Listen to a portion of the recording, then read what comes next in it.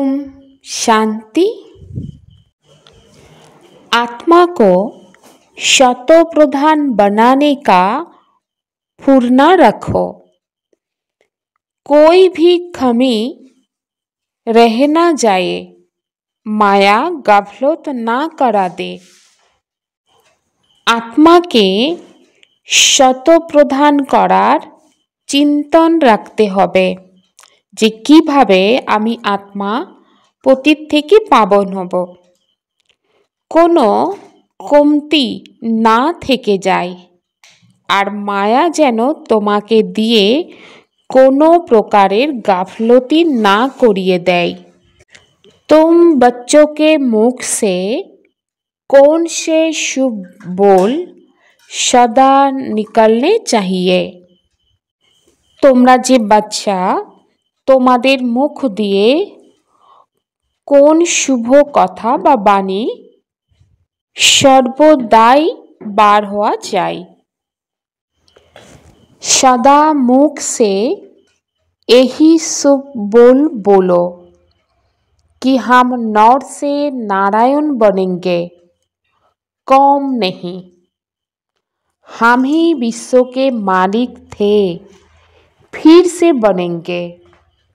बाबा की बोलें বাচ্চাদেরকে যে সর্বদাই মুখ দিয়ে এই শুভ কথা বা শুভ শব্দ বলো, আমি নর থেকে নারায়ণ হব, কম নেই, অর্থাৎ কম নয়। আমি বিশ্বের মালিক ছিলাম, ফিরে বিশ্বের মালিক হব। लेकिन ये मंजिल ऊंची है, इसलिए बहुत बहुत खबरदार रहना। किंतु এই যে লক্ষ্য, এই লক্ষ্য হচ্ছে অনেক উঁচু। এই কারণে বাচ্চাদের অনেক অনেক সাবধান থাকতে হবে। তো তার জন্য গাফলতিকে ছাড়তে হবে, দৃঢ় অ্যাটেনশন রাখতে হবে, নিজের চার্ট দেখতে হবে, লক্ষ্যকে সামনে রেখে অনেক সুন্দরভাবে পুরুষার্থ করতে হবে। হার্ট ফেল হলে চলবে না। धंधा आदि करते आत्मा को पावन बनाने के लिए समय निकाल याद की मेहनत करनी है। कोई भी आसुरी काम कभी नहीं करना है। বাবা বাচ্চাদেরকে এই কথাই বলছেন, যেহেতু আমাদের শরীর আছে, এর জন্য ধান্দা আদি করতে হবেই, কিন্তু তার মধ্যেও লক্ষ্য রাখতে হবে যে আমি যে আত্মা কিভাবে পাবন হব।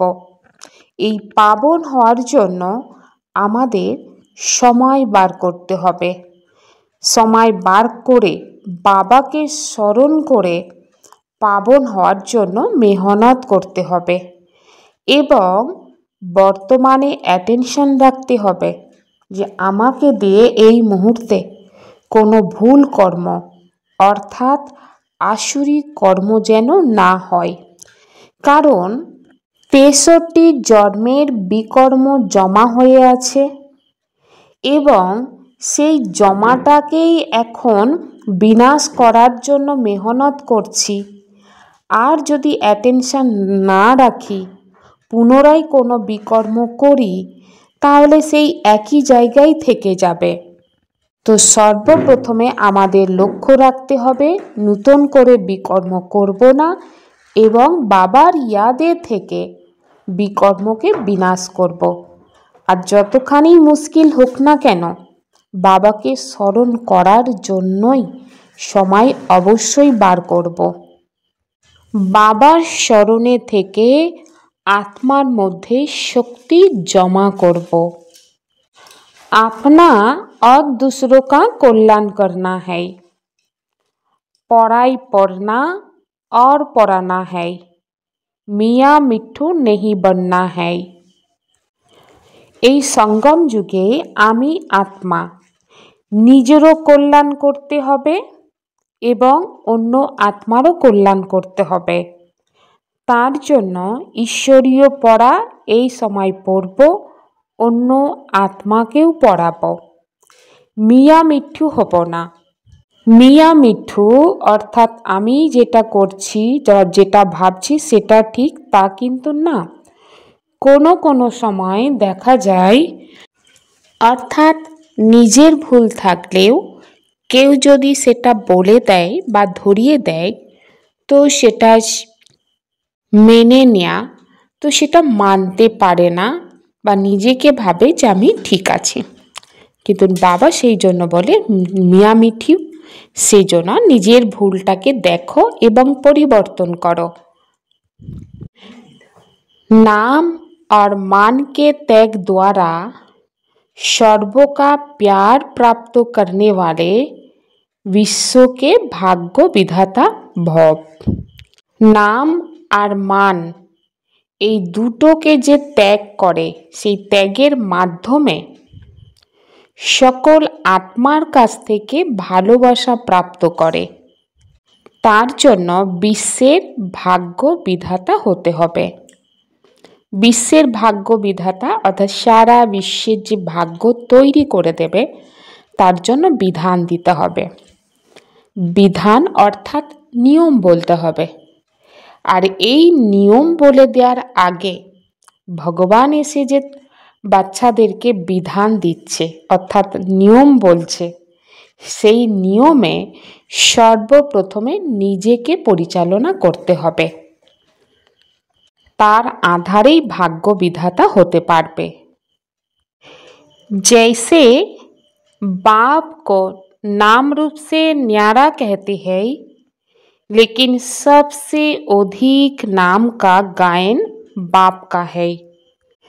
जे रकम बाबा के नाम रूप थेके पृथक बला हय, किन्तु सब थेके बेशी नामेर गायन बाबारी हय। सेई रकम तोमरा अल्पकालेर नाम आर मान थेके पृथक हओ, ताहले चिरकालेर जन्य सकलेर प्रिय सतई हये जाबे। जारा नाम मानेर भिक्षावृत्ति त्याग करे, ताराई বিশ্বের ভাগ্য বিধাতা হয়ে যায়। অর্থাৎ যেসব আত্মারা আমার নাম যশ খ্যাতি এগুলো হবে এই ভাবনা রেখে দেয়, তারা কিন্তু বিশ্বের ভাগ্য বিধাতা হতে পারবে না। কিন্তু যারা এগুলোকে ত্যাগ করে দেয়, অর্থাৎ এই ভাবনাই রাখে না যে আমার অনেক নাম যশ খ্যাতি হবে, যারা এগুলোকে ত্যাগ করে তারাই কিন্তু বিশ্বের ভাগ্য বিধাতা হয়ে যায়। কর্মের ফল তো সতই তোমাদের সামনে সম্পূর্ণ স্বরূপে আসবে। এই জন্য অল্পকালের ইচ্ছা মাত্রম অবিদ্যা হও। কারণ নাম যশ খ্যাতি এগুলো হচ্ছে অল্পকালের ইচ্ছা। তো বাবা বাচ্চাদেরকে বলেন এই অল্পকালের যে ইচ্ছা মাত্রম অবিদ্যা হও। ইচ্ছা কি জিনিস তার বিদ্যা যেন তোমার মধ্যে না থাকে। কাঁচা ফল খেও না, তাকে ত্যাগ করো। কারণ নাম যশ হবে যদি এই ইচ্ছা রেখে দাও, তাহলে এটা হচ্ছে কাঁচা ফল খেয়ে নেয়া। আর কাঁচা ফল খাওয়া মানে তার যেমন টেস্ট থাকে না, কোনো কিছু প্রাপ্তির অনুভব হয় না। তো এগুলোকে ত্যাগ করলে পরবর্তীকালে প্রাপ্তি হিসাবে তোমার সামনে আসবে, অর্থাৎ তোমার ভাগ্য তোমার পিছনে আসবে। परमात्म प्यार के बच्चे हो, परमात्म बाप के बच्चे हो, तो बुद्धि रूपी पाँव सदा तख्त नशीन हो। तो प्रत्येक आत्मारा परमात्मार बाबार बाच्चा, परमात्मार भालोबासार बाच्चा हयेछे। ताई बुद्धिरूपी पा सब समय सिंहासने थाकबे, अर्थात भ्रुकुटी रूपी जे सिंहासन এখানে স্থির থাকবে। আমি आत्मा परमात्मार बच्चा इस सिंहासने बसे आছি। अशरीरी और विदेही स्थिति। कोई भी सेवा के प्लान बनाते हो, भले बनाओ, भले सोचो, लेकिन क्या होगा उस आश्चर्यवत होकर नहीं, विदेही साक्षी बन सोचो। बाबा বাচ্চাদের বলেন, যে কোনো সেবার প্ল্যান বানাচ্ছ, যদি বানাও, যদিও চিন্তা করো, কিন্তু কি হবে এই আশ্চর্যবোধ হয়ে নয়, অর্থাৎ আশ্চর্য হয়ে কোনো প্রকারের চিন্তন চলবে না। তাহলে কিভাবে চিন্তা করতে হবে? বিদেহী স্থিতিতে, অর্থাৎ দেহের ভান থেকে সম্পূর্ণ মুক্ত হয়ে সাক্ষী দৃষ্টা হয়ে চিন্তা করতে হবে। চিন্তা করো, প্ল্যান বানাও, আর সেকেন্ডের স্থিতিতে প্লেন বানিয়ে ফেলো, অর্থাৎ স্থিতি যেন প্লেন থাকে। এখন বেশি প্রয়োজন হলো স্থিতির। এই বিদেহী স্থিতি পরিস্থিতিকে খুব সহজেই অতিক্রম করে দেবে, অর্থাৎ আত্মা যত বেশি দেহের ভান থেকে বিদেহী স্থিতির অনুভব করবে, এই যে প্র্যাকটিস করবে, তখন যে কোনো পরিস্থিতি আসুক না কেন, খুব সহজেই সেই পরিস্থিতিকে আত্মা পার করে যেতে পারবে। যেরকম বৃষ্টি আসে, সেই বৃষ্টি আবার পুনরায় চলে যায়। তো বিদেহী অবিচল অনড় হয়ে খেলা দেখতে থাকো, অর্থাৎ এই পরিস্থিতিরূপী বৃষ্টি আসলেও যখন আত্মা বিদেহী অবস্থায় থাকবে, অবিচল অনড় হয়ে থাকবে, তখন খেলা হিসাবে দেখতে থাকবে। তো সহজেই পরিস্থিতিকে সুন্দরভাবে পাস করতে পারবে। ওম শান্তি।